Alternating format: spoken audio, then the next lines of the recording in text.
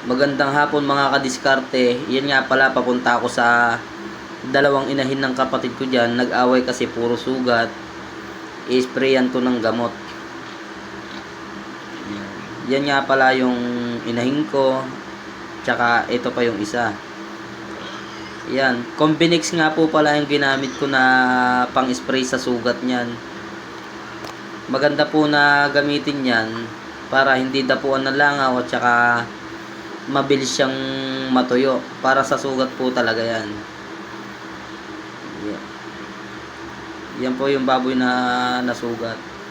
Yan, nisprayan ko na nga dyan. Gagalaw-galaw siya. Mahapdi po kasi yan. Yan. Nilalagyan ko na nga siya ng ano. Yan.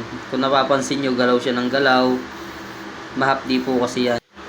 Yan nga po, makakabili nga po pala kayo ng gamot niyan sa may pinakamalapit na agri-supply sa inyo. Sabihin nyo lang po, Combinix para sa sugat ng baboy. Yan po, sana po nakatulong po sa inyo yung tip ko na to para sa kung may alaga man po kayo may mga sugat na ganito. Yan lamang po yung spray nyo.